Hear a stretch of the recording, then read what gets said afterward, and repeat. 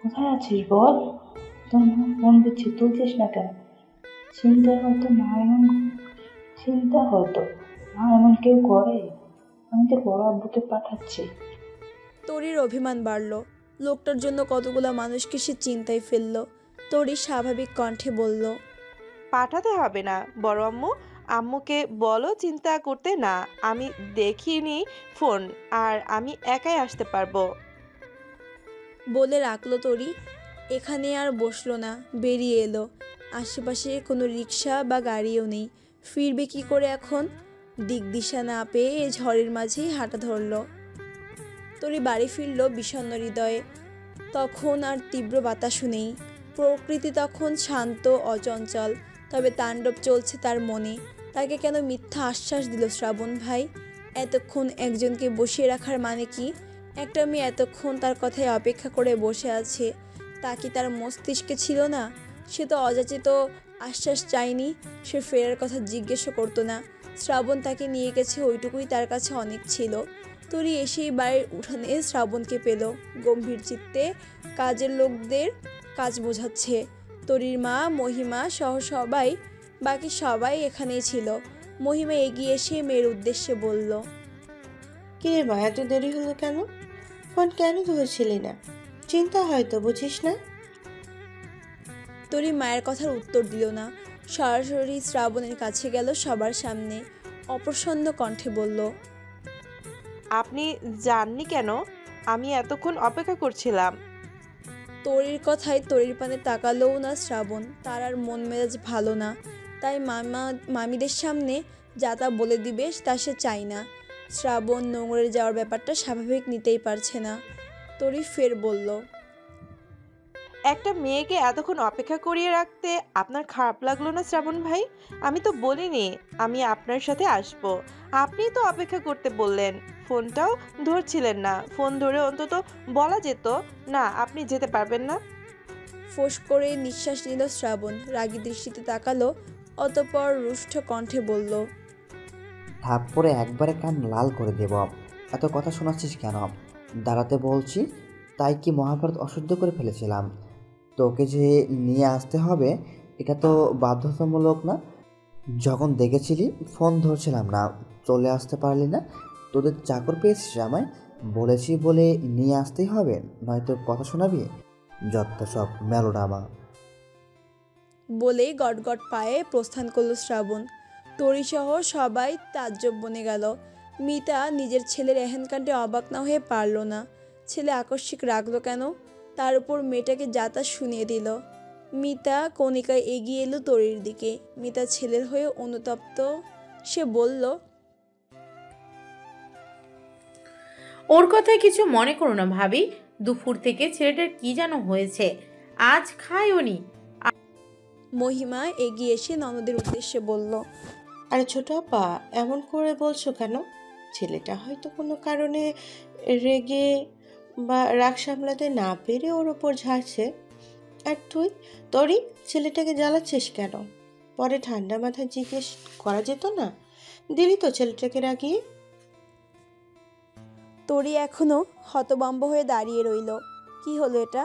শ্রাবণ এমন করলো কেন? তরিও কাউকে কিছু না বলে বলল না। দৌড়ে নিজের ঘরের দিকে গেল।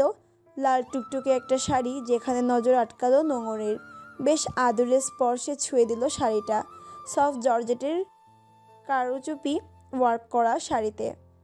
আয়নার সামনে গিয়ে বেশ আগ্রহ নিয়ে শাড়িটি নিজের গায়ে দিয়ে দেখলো নোঙর। এর মাঝে মেইলি কণ্ঠে কেউ বলল, বাহ, আপনার ওপর বেশ মানিয়েছে তো শাড়িটা। ভাইয়াকে বলে আপনি নিতে পারেন শাড়িটা। তখন রুদ্ধর ফোনে কথা বলায় ব্যস্ত ছিল। মেয়েটির কথায় খানিকটা তাকালো। মামি ফোন করেছিল, ঠিকমতো পৌঁছেছে কিনা তারা তা জানার জন্য। মেয়েটি এক কাণ্ড করলো, শাড়িটি নিয়ে নোঙরের মাথায় জড়িয়ে দিল। লাল টুকটুকে বউ যেন দাঁড়িয়ে আছে। রুদ্ধ হৃদস্পন্দনের গতি বাড়ল।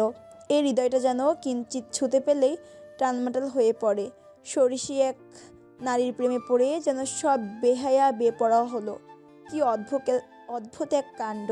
বিয়ে করবে না বলে মায়ের সাথে ঝামেলা করলো, শেষে কিনা সেই মেয়েরই প্রেমে পড়ল। সৃষ্টিকর্তার পরিকল্পনা বড়ই অদ্ভুত। এবং সুন্দর। ভাবনার মাঝে কর্ণপাত হলো রিনরিনিয়ে মিষ্টি কণ্ঠ। না না আপু, আমি নিব না এটা। আমি নতুন বউ নাকি? এ শাড়ি পরবো কেন আমি? বলেই শাড়িটি রাখলো নোঙর। অতঃপর রুদ্ধ ইশারা করে বের হতে বলল, কিন্তু মন পড়ে রইল এ শাড়িতেই, এ লাল শাড়ি। এখন নিয়ে কি করবে?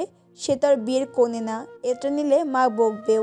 মাকে কত করে বলে গায়ে হলুদের জন্য সবার সাথে মিলিয়ে সারিয়ে নিয়েছে। তাছাড়া এমনিতেও রুদ্ধ কতগুলো কেনাকাটা করে দিল, তার মায়ের দেওয়া টাকা নিলই না। রুদ্ধ খেয়াল করলো ব্যাপারটা, বলল না কিছু। নোঙরের কেনাকাটা করতে প্রায় 2 ঘন্টা লাগলো।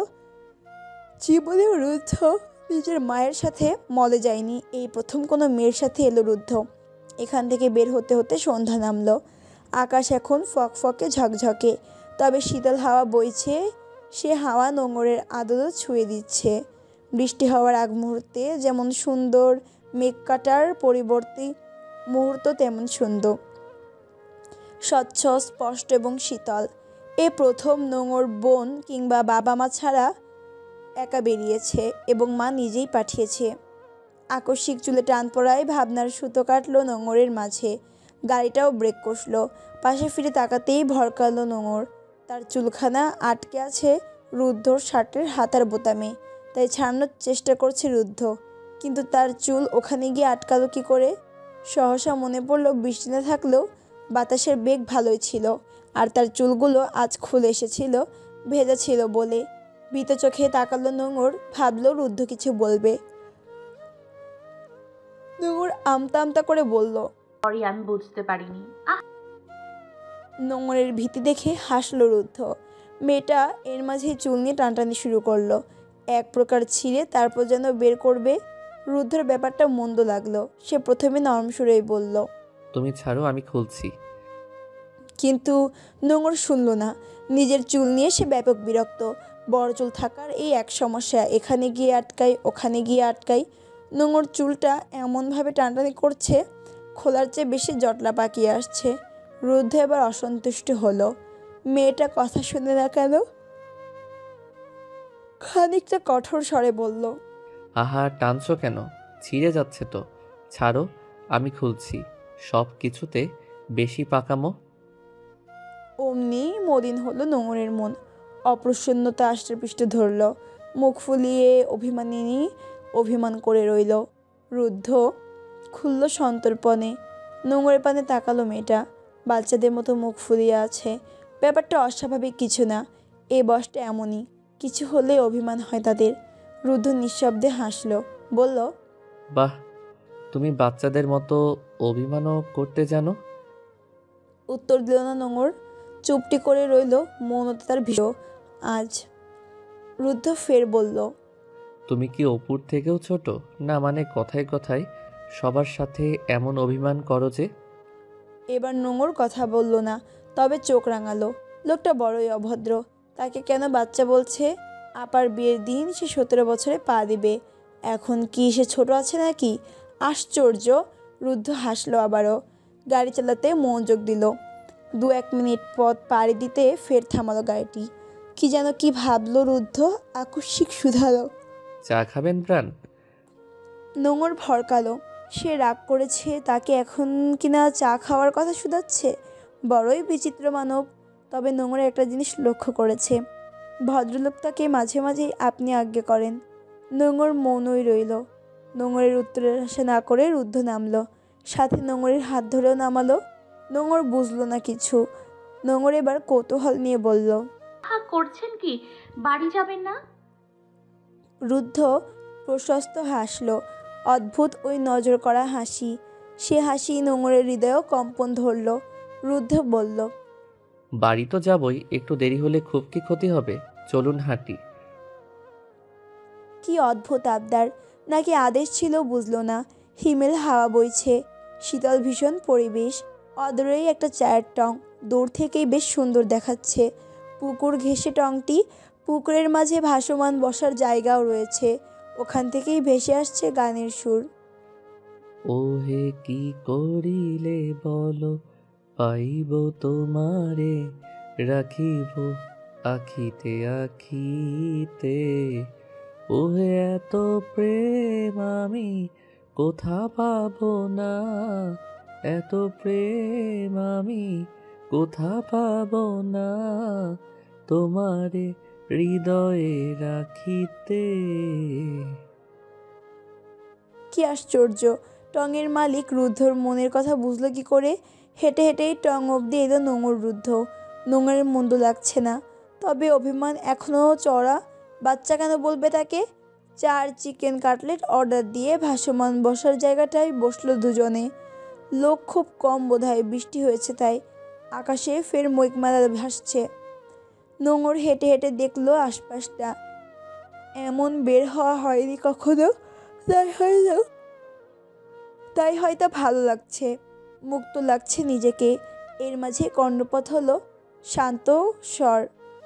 কথায় কথায় বাচ্চাদের মুখ ফোলানোর স্বভাবটা ধরে রাখবেন মেয়ে, আমার অভিমানিনী বেশ পছন্দের।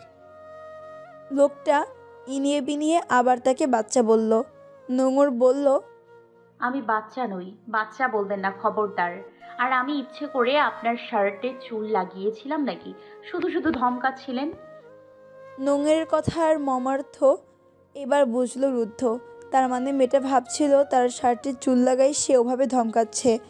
মেয়েটা আসলেই বাচ্চা। রুদ্ধ শীতল দৃষ্টিতে তাকালো, সহসা খানিকটা চেয়ারে গেল, ফিসফিসিয়ে বলল, আমি আমার শার্টে চুল লাগাই ধমকাই নিমে, কোনো কিছুর প্রতি অযত্ন আমার পছন্দ না বলেছিলাম, আর আপনি আজও তাই করেছেন। যা আমার তা নিয়ে আমি অযত্ন বরদাস্ত করি না। আলো ফুটেছে এই ঘণ্টাখানেক হলো। আজ আকস্মিক আধার থাকতেই ঘুম ভাঙে নোঙরের। আর একবার তার ঘুম ছুটে গেলে ঘুম আর ধরাই দেয় না। তখন বিছানায়ও আর মন সায় দেয় না। কাল এসেছে রাত 8টা বাজে। বাইরে খেয়েছিল, তাই পেট ভরাই ছিল। তারপর সবাই মিলে আড্ডা দিয়েছিল 2:30 অবধি, যেখানে রুদ্ধও ছিল। 2:30টায় এসে ঘুমালো। ঘুম ছুটলো আবার 4:30টায়। আপার বিয়ে নিয়ে সে বেশ উত্তেজিত আজকাল, তাই ঘুমও আসে না। ঘুম ভাঙতেই তনু মন যেন বিছানা ছাড়ার জন্য আনচান করতে থাকে।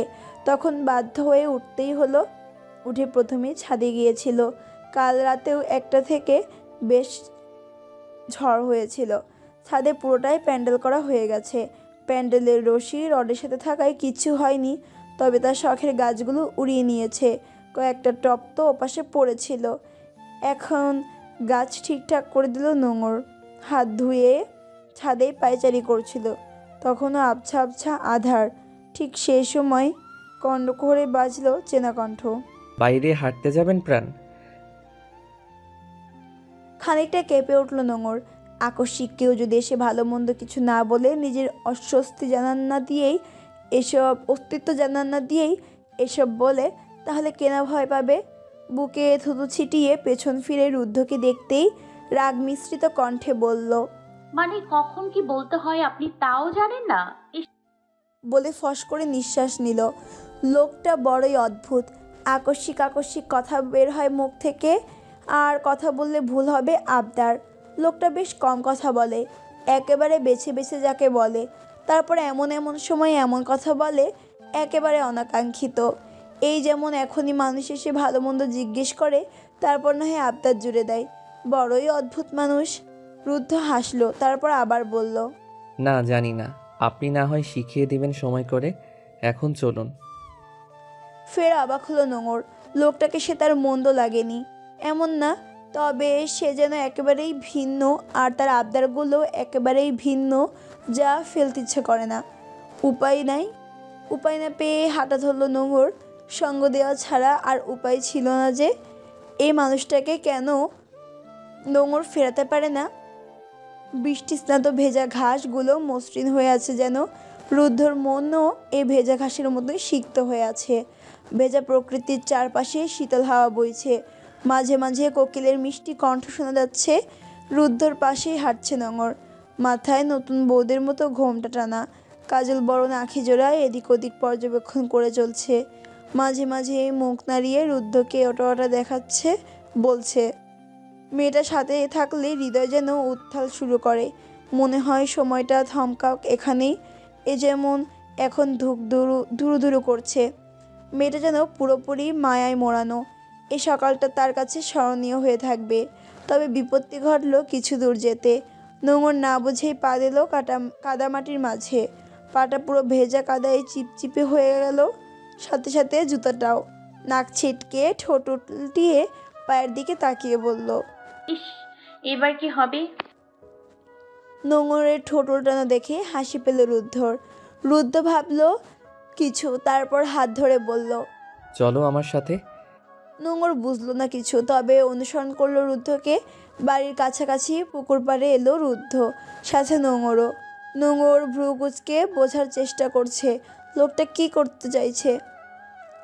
কিছু বলবে সে তার আগেই রুদ্ধ বলল, এখানে বসো চুপচাপ।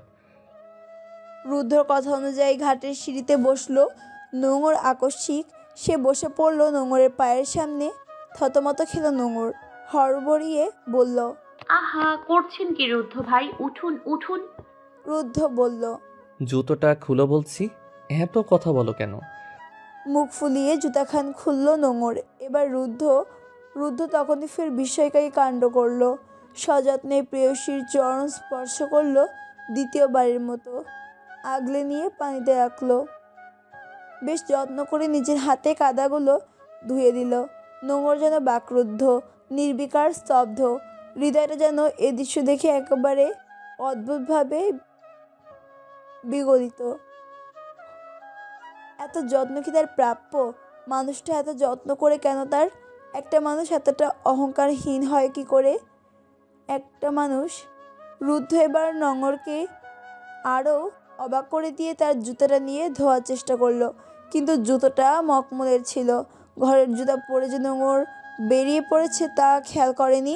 জুতোটা পরিষ্কার করতে ব্যর্থ হওয়ায় রুদ্ধ বলল, তোমার এই জুতাটা পরিষ্কার হচ্ছে না, তুমি বরং আমার জুতাটা পরো, এটা বাড়ি গিয়ে ধুয়ে দিও ভালো করে। বলে নিজের পায়ের জুতাটা খুলে দিল রুদ্ধ। নোংর এবার যেন অবাকের চরম পর্যায়ে। সে পরতে রাজি হলো না জুতাটা, কিন্তু রুদ্ধর বাক বিতর্কের পর অগত্যা পরতেই হলো। লোকটার সাথে সে কখনো পারবে না। রুদ্ধর জুতা পরে খিলখিলিয়ে হাসছে নোংর, কারণ তার পা এতই ছোট জুতার অর্ধেক হয়নি। লোকটাও তো কত লম্বা, তাকাতে হলে মাথা উঁচু করে তাকাতে হয়। রুদ্ধ দেখে যাচ্ছে কখন থেকে। রুদ্ধ এবার দমিয়ে রাখতে পারল না নিজেকে।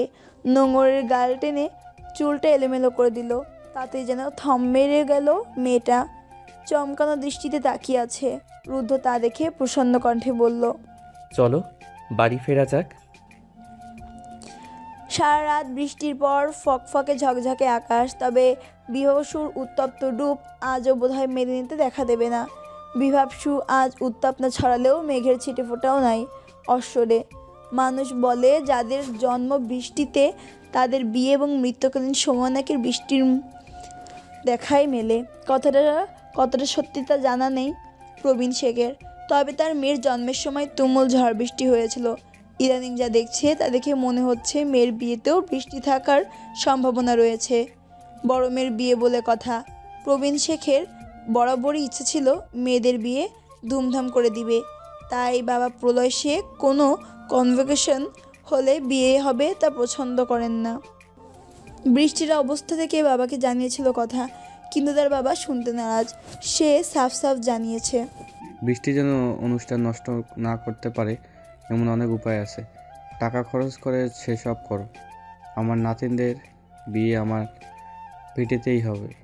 প্রবীণ শেখ কিংবা রবিন শেখ কেউই বাবার কথা নড়চড় করেন না কখনো। অগত্যা সেই বাড়িতেই অনুষ্ঠান হবে। আজ প্রায় শেষের দিকে কাজ। টুকটাক বাজার ছাড়া তেমন কোনো কাজই নেই। ভাই ভাগ্নি বন্ধুরা তাকে এতটা সাহায্য করছে, সব কিছু সহজে মেনে নিচ্ছে, কিন্তু সব কিছুর মাঝে কোথায় যেন গিয়ে আটকায় সে। কিঞ্চিত যন্ত্রণা বুকে ধরা দেয়।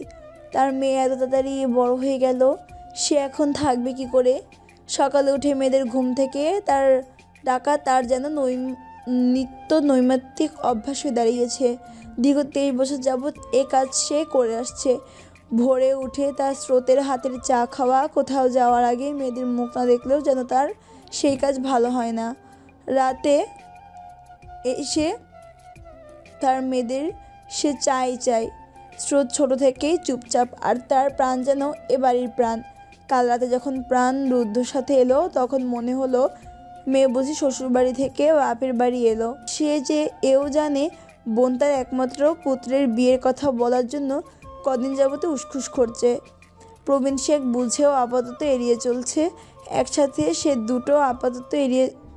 দুজন বিদায় দিবে কি করে? তার ছোট্ট দুটো পাখি থেকে একটা থাকবে না, সে যেন মানতে পারছে না। এর মাঝে যদি আরেকজনেরও বন্দোবস্ত শুরু হয়, সে নিজেই যেন নির্জীব হয়ে যাবে। সে জানে মেয়ে হয়ে জন্মেছে তার অংশরা, বিদায় তো দিতেই হবে। তবুও কোথায় গিয়ে যেন মনকে আর মানানো যায় না। ইচ্ছে করে সব নিয়ম ভেঙে মেয়েদের বুকেই ঢুকিয়ে রাখে দেওয়ার। সমাজ যাচ্ছে তাই বলুক, সে গর্জে উঠে বলবে, আমি নিয়মের পরোয়া করি না, আমার বাচ্চারা আমার কাছে থাকবে। আফসোস সে তা পারে না। বাবারা কেন কষ্টগুলো জাহির করতে পারে না? দিন যাচ্ছে, তার বিষণ্ণতা বাড়ছে। এই তো সেদিন স্রোত হলো। সবাই যে প্রবীণ শেখকে ভয় পায়, সে প্রবীণ শেখ আকস্মিক বাচ্চা সুলভ কণ্ঠে তার মায়ের উদ্দেশ্যে বলে, আম্মা, এই জীবন্ত পুতুলটা আমার অংশ। তার কাণ্ডে সেদিন হেসেছিল সবাই। সেদিন বেশ হেসেছিল তার কথায়। হৃদ নিঃসন্দেহে ভালো ছেলে। প্রবীণ শেখ মেয়েদের জন্য কখনোই উচ্চবিত্ত কাউকে চায়নি। শুধু সে চেয়েছে মেয়েদের জীবনে এমন কেউ আসুক যারা তার মতোই তার স্রোত আর প্রাণকে আগলে রাখবে। হৃদ তেমনই। হৃদের বাবার সাথে ব্যবসা সূত্রে আলাপ। এক বন্ধুর বিয়েতে পরিবার সহ প্রবীণ শেখ গিয়েছিলেন। সেখানেই হৃদ স্রোতকে দেখে। পরের দিনই হৃদের বাবা সরাসরি বিয়ের প্রস্তাব নিয়ে আসে। প্রবীণ শেখ প্রথমে রাজি হয়নি, কিন্তু হৃদ যখন নিজে গিয়ে হাতে ধরলো, তার সে ফিরিয়ে দিতে পারেনি। যে ছেলে সাহস নিয়ে তার মেয়েকে তার কাছে চাইতে পারে, সে ছেলে নিঃসন্দেহে তার মেয়েকে ভালো রাখবে। আর রুদ্ধকে তো প্রবীণ শেখ ছোটোবেলা থেকেই চেনে। এ ছেলের গুণাগুণ যত করবে ততই যেন কম পড়বে। তার বোন নিকে মা বাবাহীন থেকেও যেমন সুশিক্ষায় নিজেকে গড়েছে, সে শিক্ষা ছেলেকেও দিয়েছে। এই একটা ছেলে যাকে কখনো উচ্চস্বরে কথা বলতে শেখেনি, মাথা উঁচু করে বড়দের চোখে চোখ রেখে কথা বলতে দেখেনি। বাইরে গিয়ে পরেও নিজের সংস্কৃতি ধরে রেখেছে। এখনও সেই আগের ন্যায় আছে। রুদ্ধ যে তার প্রাণকে পছন্দ করে, ঢের বুঝে সে। আর কি সুন্দর বাছাই করে তার দেওয়া নামেই ভাগ বসিয়েছে। শীতল হাওয়ায় ধ্যান ভাঙল তার। কণিকা এসে হাতে চা ধরিয়ে দিল, লেবু দেওয়া রং চাটা। এটা নিত্যদিন স্রোতে করে, কিন্তু দুদিন যাবৎ কণিকাই মেয়েকে বারণ করে রান্নাঘরে আসতে। খুব তাড়াতাড়ি চাটা শেষ করলো প্রবীণ শেখ। আজ এখনও কেউ ওঠেনি। আজ বেশ ভোর করে উঠেছে প্রবীণ শেখ, তাই উঠোনেই হাঁটাহাঁটি করছিল। উঠে স্বামীকে এমন পায়চারি করতে দেখে বুঝলো তার কষ্ট। কণিকা বলল, আহা, তুই কি একটু শুয়ে থাকো না? এটা উঠতে দেরি আছে। কত রাত করে বিচ্ছুগুলো ঘুমায়, এখন জানো কিছু? এক একটা আজকাল যা পাজি হয়েছে। প্রবীণ শেখ বউয়ের কথায় পাত্তা দিলেন না। সে কি মেয়েদের জ্বালিয়েছে নাকি? সে তো এখানেই হাঁটছে। অদ্ভুত মহিলা। তার আজকাল বুকটা কেমন ব্যথা করে আর ফাঁকা ফাঁকা লাগে। স্বামীর কষ্ট যেন বোঝে কণিকা। সে তো দেখেছে মেয়েদের যেন সে বাবা ছিল না, মাই ছিল। মেয়েদের সাথে বন্ধুর মতো ছিল সবসময়। বরং কণিকা নিজে মেয়েদের শাসনে রাখতো। এ লোকটা তেমন করেনি, তাই তো মেয়েরাও বাবা বলতে পাগল। সে এখন বোঝে মা মানে শুধু মা না, মা শব্দটা জড়িয়ে আছে অনেক অনেক অনুভূতি। আর মা মানে শুধু কঠোর হওয়ায় শাসন নয়, বন্ধুর মতো হয়ে পাশে থাকা। খানিকক্ষণ পায়চারি করার পর ফের যখন বসলো খানিকটা, এর মাঝে প্রলয় শেখ, ছোট ভাই রবিন আহসান এলো। প্রলয় শেখ ছেলেকে হাঁসফাঁস করতে দেখে বুঝলেন ব্যাপারটা। হাসি হাসি মুখেই বললেন, মেয়েদের জন্য ছটপট করছিস বুঝি? বড় মেয়ে পার করার পরই কিন্তু ছোট মেয়ের পালা। রেবেকা কিন্তু আমায় দুদিন যাবৎ বলছে এ নিয়ে। আহসান সাহেব জড়সড় হয়ে বসলেন। সে এখনও ছেলে যে রাজি হয়েছে তা জানে না। তার ভয় তার ছেলেকে নিয়ে। এর মাঝে রবিন ফোন কেটে বললেন, আব্বা, নোঙরের পালা মানে? রুদ্ররার নোঙরের বিয়ের কথা বলছেন? কিন্তু নোঙর যে এখনো ছোট। রেহানা, রুম্পা, তরির থেকেও নোঙর ছোট। এত ছোট মেয়ের বিয়ে? প্রবীণ শেখ কিছু বলবে তার মাঝেই প্রবেশ করলো নোঙর আর রুদ্ধ। প্রবীণ শেখ মাত্রই মেয়েদের কক্ষে যেত, মেয়েদের ডাকতো, কিন্তু তার ছোট্ট কন্যা যে বাইরে ছিল এত সকালে তা তো সে জানতই। ভালো করে পর্যবেক্ষণ করলো প্রবীণ শেখ। কাদায় জর্জরিত মেয়ের জুতাখানা নিয়ে খালি পায়ে প্রবেশ করল রুদ্ধ। তার পাশেই নোঙর, যার পায়ে রুদ্ধর জুতা। এইটুকুনি পায়ে বড় জুতাখানা যেন বেমানান। অবাক হলো সে, থমকালো সে। এ যেন 10 বছর আগের চিত্র। তার ছোট্ট প্রাণ যখন দুষ্টুমির ছলে তার বড় বড় জুতা পরে সারা বাড়ি এমনি ঘুরে বেড়াতো, কেমন ছ্যাদ করে উঠল যেন বক্ষ। শীতল দৃষ্টি তার, অদ্ভুত টান অনুভব করলো রুদ্ধর জন্য। এর মাঝেই প্রলয় শেখ সূক্ষ্ম দৃষ্টিতে তাকালো দুটো মানবীর দিকে। এ দৃশ্য যেন নজর করবে যে কারো। তার আপাত দৃষ্টিতে যেন পর্যবেক্ষণ করে কিছু একটা ধরতে পারল। মিহি হাসল সে। তার চুলকে আর এমনি এমনি পাক ধরেছে, সে সব বোঝেন। প্রলয় শেখ এগিয়ে গিয়ে বলল, এমা ভাই, তোমার হাতে গিন্নির জুতা কেন? আর এত সকাল সকাল কোথায় গিয়েছিলে তোমরা? কণিকা রসোই ঘরে থেকে বের হলো, আহসান সাহেব বিস্মিত চোখে তাকিয়ে। রুদ্ধ অপ্রস্তুত হলো খানিকটা, বলল, না না ভাই, আমরা বাইরে হাঁটতে গিয়েছিলাম। জায়গা পরিবর্তন হওয়াও আমায় কিছুদিন যাবৎ ঘুম খুব কম হয়। বাইরে বেরিয়ে দেখি প্রাণও জেগে, তাই বললাম চলো আশপাশটা একটু ঘুরে আসি। কিন্তু কিছু দূর যেতেই ঘটল বিপত্তি। ওর পায়ে কাদা লাগলো। ও পুকুরে পা ধুয়েছে, কিন্তু ওর জুতোটা নোংরা ঠিক হচ্ছিল না, তাই আমার জুতোটা দিলাম। সবাই শূন্য কথা। প্রবীণ শেখ এখনও মেয়ের পানি তাকানো। নোংর ব্যাপারগুলো স্বাভাবিকই নিল। সে হেসে বাবার সামনে এসে বলল, আব্বু দেখো রুদ্ধ ভাইয়ার জুতা কত বড়। বলেই খিলখিলিয়ে হাসল নোংর। সাথে বাবাকে সব ঘটনা বলল। বাবাকে কিছু না বললে তার পেটের ভাত হজম হয় না। প্রবীণ শেখও মেয়ের সাথে হাসল। মেয়ে যেন বেশ গুরুত্বপূর্ণ। ঠাট্টার কথা বলল, না হেসে উপায় নেই। হুট করে কি হলো কে জানে, মেয়ের দিকে এগিয়ে গিয়ে কপালে চুমু খেয়ে বলল, আম্মু এত সকালে উঠলে কেন? শরীর ঠিক আছে? রুদ্ধর মন জুড়ালো, চোখ জুড়ালো। কি সুন্দর দৃশ্য। মেয়ে বলছে, বাবাও তাতে হাসছে। অথচ অন্য কেউ হলে হয়তো এতক্ষণে মেয়েকে দু একটা কঠিন বাক্য শুনিয়ে দিত। বাবার কথাই নোংর কিছু বলবে, ঠিক তখনই কণিকা ধমকে উঠে বলল, এ কেমন ধরনের অসভ্যতামি নোংর? রুদ্ধ তোমার বড় না? ওর হাত তোমার জুতা কেন? আত্মাও জুতাটা আমায় দাও। শেষের কথাটা রুদ্ধকে বলে রুদ্ধর হাত থেকে জুতাটা নিল কণিকা। রুদ্ধ বলল, ওর কোনো দোষ নেই মামি, আমি নিয়েছি, ও দেয়নি, ও নিজেই নিতে চেয়েছিল। কণিকা কিছু বলল না। এ ছেলের আচরণ তার বরাবরই অতল স্পর্শ করে। ইস, ছেলেটা আসলেই চমৎকার। তার মেয়ে যে এ ছেলের কাছে অনেক ভালো থাকবে এটা সে জানে। প্রবীণ শেখ এবার মেয়ের পাশ কেটেই রুদ্ধর কাছে গেল। পরম আদরে মাথায় হাত বুলিয়ে দিল ভাগ্নের। তার মেয়েদের যে আগলে রাখে তাদের তার বড়ই ভালো লাগে। বুক ভর্তি দেওয়া নিয়ে তাকালো ছেলের দিকে, বলল, দুঃখিত আব্বা, আমার মেয়েটা একটু বাচ্চা স্বভাবের। ওর কোনো আচরণে তুমি রাগ করো না। রুদ্ধ আরও অপ্রস্তুত হলো। কি বলছে কি মামা? এই মেয়েটার কোনো কথাই সে কী করে রাগ করতে পারে? রুদ্ধ স্বাভাবিক কণ্ঠেই বলল, নিজের মানুষের আচরণে কে রাগ করে মামা? আর ও আমার সাথে কোনো খারাপ আচরণ করেও নি এই পর্যন্ত। বলে হাসল রুদ্ধ। আহসান সাহেব নিজের ছেলের আকাশ পাতাল পরিবর্তনে বেশ বিস্মিত। রুদ্ধর কথায় কি যেন লুকিয়েছিল, যা প্রবীণ শেখ বুঝল। ওদিকে প্রলয় শেখ আড়ালে হাসল। সে সুপাত্রই বেছেছেন। ছেলেটা অনুভূতি লুকাতে গিয়েও আড়ালে আবডালে জহির করছে।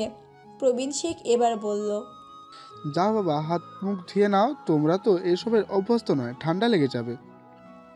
রুদ্ধ সম্মতি জানিয়ে পা বাড়ালো উপরে যাওয়ার জন্য। এমন সময় নামলো শ্রাবণ। সে সবেই উঠল। নামার সময় সবটাই তার কর্ণপাত হয়েছে। তীক্ষ্ণ দৃষ্টিতে কয়েক সেকেন্ড নোঙরের আপাদমস্তক পর্যবেক্ষণ করলো। অতপর অন্যদিকে হাঁটা ধরল গটগট পায়ে। অবশ্যই রৌদ্র ঝলমলে মেদিনীর দেখা মিলল। মেঘ কাটিয়ে বিভাবসু যেন অম্বরে উকি দিল। দীর্ঘ 4 দিন পর বিভাবসু নিজের অস্তিত্ব জানান দিল। উত্তাপ ছড়ালো প্রগাঢ়ভাবে। এই তো ভোরেও মেঘ ছিল, এখন উত্তাপ ছড়াচ্ছে নিজের। মেদিনীতে জোরদার রাজত্ব চালাচ্ছে বিভাবসু। কটকট রোদে ঝলমল চারপাশ। তবে এতদিনে ভেজা মাটি এইটুকু সময় কি শুকায়? এই বৃষ্টির নিমিত্তে এতদিন কাজ আটকে ছিল। কত কাজ হয়ে যাওয়ার পরও নষ্ট হয়ে গেছে, সেগুলো আবার ঠিকঠাক করতে হচ্ছে। মরিচা বাতিগুলো এতদিনের বর্ষণে প্রায় বেশিরভাগই নষ্ট হয়ে গেছে, যার ফলে সে মরিচা বাতিগুলো খুলিয়ে নতুন লাগাতে হচ্ছে। এই বৃষ্টিতে বাতিগুলো নষ্ট হওয়ার ক্ষতিপূরণও দিতে হলো প্রবীণ শেখের। কণিকাতাও স্বামীকে বলেছিল এতদিন আগে এসব না করতে, কিন্তু লোকটা শোনে নাকি তার কথা। বাজার বাদে সব কাজ যেন